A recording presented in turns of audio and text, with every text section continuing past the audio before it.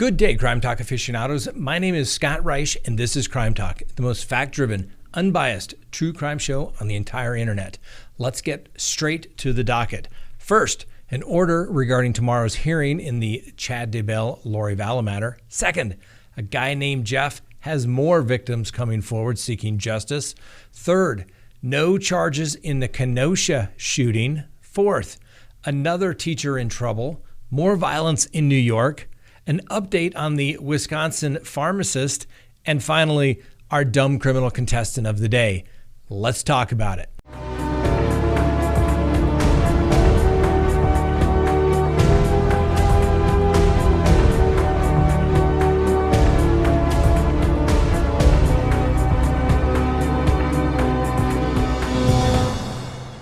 Good day, Crime Talk aficionados. This is Crime Talk, and my name is Scott Reisch. Thanks for tuning in.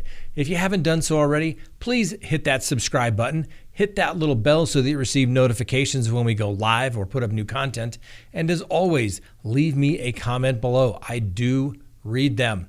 Now, speaking of going live, we will be going live tonight at Tuesday, 6 p.m. Mountain Time.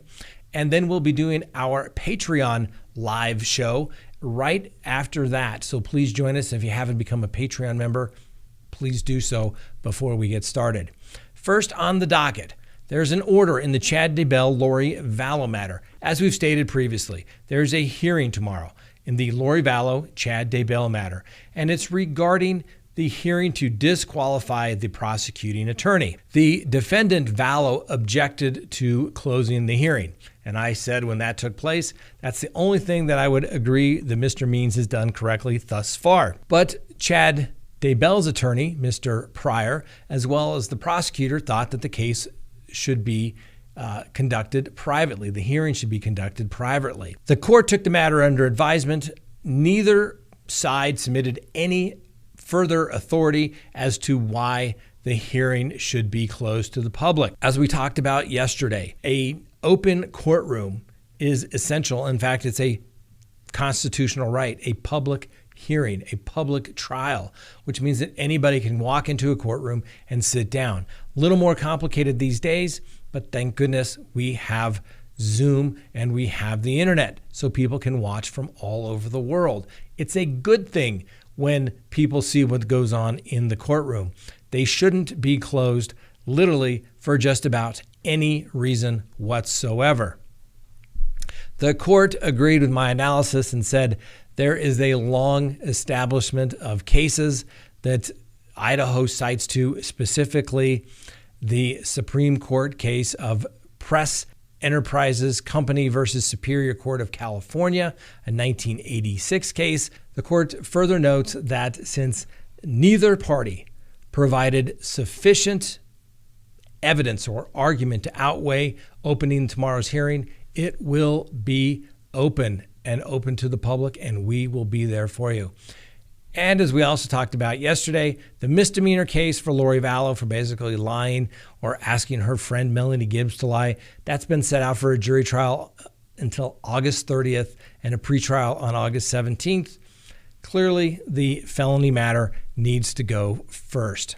Now, next on the docket, no charges are going to be filed as it relates to the Kenosha police officer, Rustin Shesky, who shot Jacob Blake. Now, for those of you who do not recall, Mr. Blake was at his girlfriend's home and there was a domestic dispute.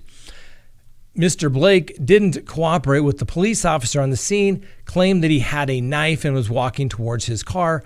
The officer then shot Mr. Blake some 7 times in the back. Mr. Blake survived, but he is in fact paralyzed. The district attorney resolved his felony case that he had pending against him with a misdemeanor and basically probation.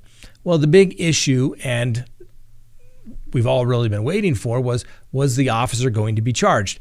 I don't know exactly the date we discussed this, but I can tell you I didn't think the officer was going to be charged. Why? Because the officer was told that Mr. Blake had a knife, and when he was reaching into the car, specifically into the floorboard, he was reaching for a knife, and guess what? They found a knife. The officer at that point was more than likely justified. Now, do I truly believe that this was not an officer, that the individual would not be charged? Probably not. Let's face it, officers get the benefit of the doubt, whether you like it or not. In this particular case, the officer is not going to be charged because the district attorney brought in their use of force expert, and the district attorney has concluded that they could not disprove beyond a reasonable doubt that the officer reasonably believed that his life was in jeopardy. Now, the governor had basically called out the National Guard to make sure there wasn't any violence. Hopefully people will understand that destroying things and burning down cities is not going to change anyone's mind. And if you don't like the decision, then you get rid of the elected officials making the decision at the ballot box, not by burning down buildings. We'll see how that goes. Next on the docket, that guy named Jeff. That's right. You know who we're talking about. More women are coming forward and seeking millions of dollars from his estate. And they're seeking literally $20 to $25 million from his estate. The new line of women say that they were basically induced to be his assistant with the allure of getting involved in the modeling industry, and that since he had contacts with that he would be able to help them. And so these women that went to work for him say that he ultimately secluded them and then did bad things to them. And now that Mr. Epstein is gone, they are all claiming that they need money. Now, don't get me wrong. When you can't get justice through the criminal justice system, what you can do is seek civil remedies, which is the money. That's what you get in civil cases. You get money. Now, a defense attorney, the one from the estate, could have more than likely a field day with these people, but I think that the estate will more than likely try to pay them off to have everyone go away so that they can resolve as many of these matters as expeditiously as possible. Needless to say, Ghislaine Maxwell is named in lots of these cases, and she is delaying signing the dismissals because they want to use it for their tactical advantage in the criminal case. Miss Ghislaine Maxwell still remains in custody. Her bond was denied just last week, so she will stay there until trial. Now is the time. If Ghislaine Maxwell is going to start talking, she needs to start doing it now so that she can cut herself a deal. Now, the question then becomes, even if she provides eyewitness testimony that she saw people of power and influence doing inappropriate things with children, do you think they're going to file charges? Do you think the United States Attorney is going to file charges? We'll have to just wait and see. I think if they wanted to file these charges, they could have done it years ago when they were prosecuting Mr. Epstein down in Florida. But the United States Attorney, who is connected through powerful people, didn't do it. So now it looks a little disingenuous, and it looks like they're trying to cover their tracks for a show trial. We'll just have to wait and see if Miss Maxwell will finally talk. Next on the docket, another teacher is in trouble. And I don't know why we keep having all these female teachers getting in trouble.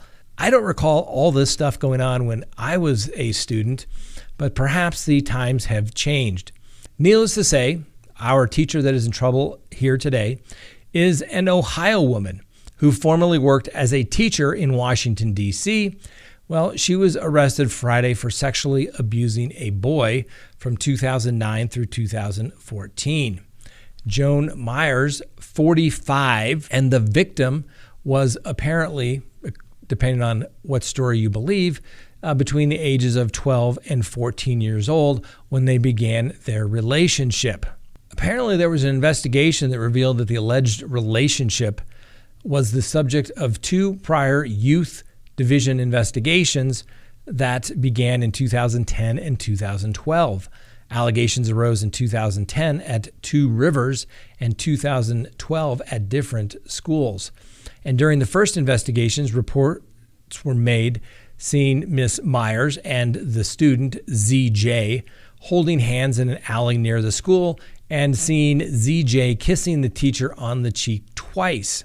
During the same investigation, staff members allegedly indicated that there were, quote, intimate encounters, end quote, between Myers and the student. Despite this, the police closed their investigation and it was deemed to be unfounded. Well, needless to say, as time goes on, I'm sure ZJ was in therapy or something, but he brought it to the police department's authority that there was in fact a relationship going on and that Miss Myers would provide him with marijuana and alcohol during their brief encounters. Miss Myers states that yes, there was a relationship, but it didn't begin until the student was 18 years old. Needless to say, Miss Myers is in a world of hurt, and she's probably not going to be a teacher. And you know what people need to do? That's right. Before you want to begin a relationship with somebody, in any relationship that you could possibly imagine, you'd want to go to CrimeTalkSearch.com, sign up for a background subscription service so that you can find out if somebody is, say, for example, a registered sex offender. Perhaps they've moved addresses. Why so much movement, you may ask? You're going to get information regarding social media, emails, phone numbers, criminal history, property records, divorce records, and civil judgments. Everything you're going to want to know about somebody that, guess what? They're probably not going to want to volunteer to you. That's right, because they don't want you to know. You should please go to CrimeTalkSearch.com. You'll be happy you did. Next on the docket, that's right, New York City. Everyone knows New York City is going back to like pre-1980 time period right now, where there is complete chaos and everything is running amok in the city. I guess we can thank the mayor for sure. Well, Brian Thompson, he's 43, and he was charged with multiple counts of robbery, assault, and criminal mischief. And why, you may ask? It's alleged that Mr. Thompson allegedly struck a 56-year-old male, an 18-year-old male, and a 39-year-old female over the head in an unprovoked attack while they were waiting for a subway on the platform. All three had lacerations from the attack, and they were bleeding from the point where the attack occurred.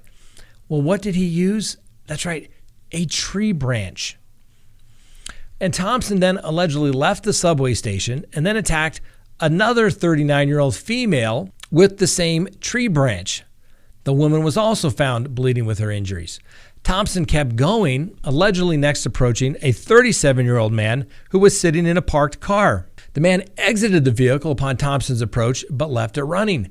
Thompson then got into the driver's seat, speeding down the street where he crashed into two parked cars. Thompson then allegedly got out of the car and broke the back window of a 2006 Ford Taurus, trying unsuccessfully to take it from a female driver. Police say Thompson then kept going on foot until he approached a 2020 Jeep Grand Cherokee that was driven by a 32-year-old female. Thompson allegedly broke the Jeep's side window and was again unsuccessful at gaining entry. He then approached two pedestrians, a 42-year-old man and a 41-year-old woman, and allegedly attacked them both with the tree branch. The man's arm was broken in the assault, and the woman was left with lacerations and bruising on her leg. Thompson then allegedly approached another vehicle, a 2018 Jeep Grand Cherokee. He began to strike the vehicle, causing the victim to exit the vehicle on foot, fearing for his safety. Police were told again that the driver then sped off, Mr. Thompson. Shortly after that, the police spotted the car, and Thompson allegedly lost control of the car, rammed it into an NYPD radio vehicle, and hit a median. Thompson allegedly refused to get out of the stolen car, and officers were forced to break the driver's side window and eventually taser him after he refused multiple lawful orders to comply. Sounds like just another regular day in New York City. Mr. Thompson was taken to a hospital for a psychiatric evaluation, and we'll see if we can keep track of him while he moves through the court system. That was quite an evening, robbing, beating, and stealing. Only in New York City. Can't wait to get back there. All right, next on the docket, yesterday we brought you the story about the pharmacist who was being charged with basically destroying COVID-19 vaccine that was supposed to be kept in cold storage, but he did not do so. In fact, he admitted to removing some 57 vials, which prompted the hospitals to sequester most of the doses because they thought the vaccine was rendered ineffective. Now, the prosecutor already admits he's not sure if these individuals were put in any danger whatsoever. 57 of the 570 doses had gone to individuals, but they're not sure if it was rendered ineffective by the pharmacist's actions. Now, Stephen Brandenburg was arrested. He was released on a PR bond. Now, apparently, Mr. Brandenburg admitted to police investigators that he believed in various conspiracy theories and believed that the COVID-19 vaccine was not safe for people and could actually harm them and change their DNA. Obviously, Mr. Brandenburg has been charged with attempted criminal damage to property, and we will see if he is going to be financially responsible. Needless to say, once again, civil matters, they always come in criminal cases. I'm sure the hospital will be sued by the some 57 people that received the vaccine because they're going to have pain and suffering regarding the negligent hiring and or supervision of Mr. Brandenburg, because now they have to get another shot or worry about the effectiveness of the first shot and then getting a second shot as well. So needless to say, tough day for Mr. Brandenburg. If he gets counsel, more than likely you may want to have a competency evaluation done. It's often surprising, but very intelligent people oftentimes do have mental illnesses, and they can become what they refer to as delusional, where they believe that their beliefs so sincerely that it completely overtakes their lives. So we'll see what happens to Mr. Brandenburg. Next on the docket, our dumb criminal contestant of the day.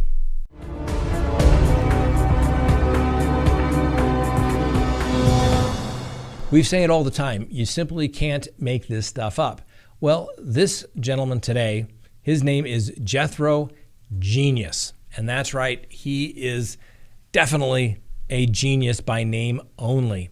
Well, needless to say, after police found a scale and bags containing white and brown substances in the backpack of Mr. Genius, he claimed that it was a bag of sugar and a bag of cornstarch to bake a cake. However, once the police conducted a field test, it revealed that both substances, which weighed a combined 2/3 of a pound, contained ecstasy.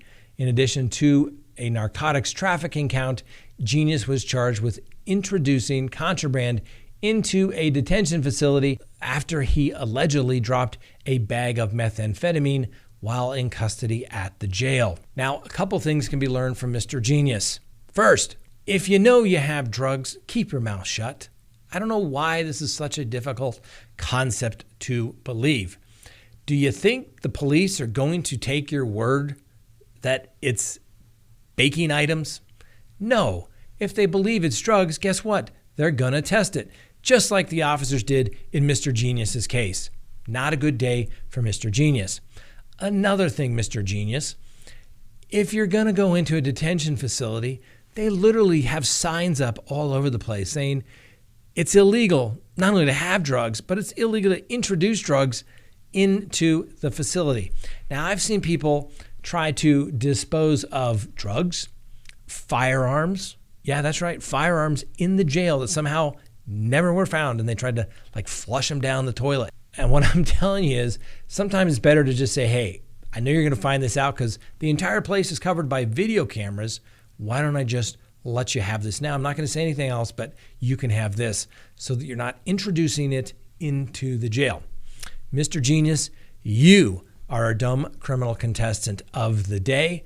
And I'm telling you, if you win, you could get a t-shirt that says, not only am I a genius, I'm a dumb criminal as well.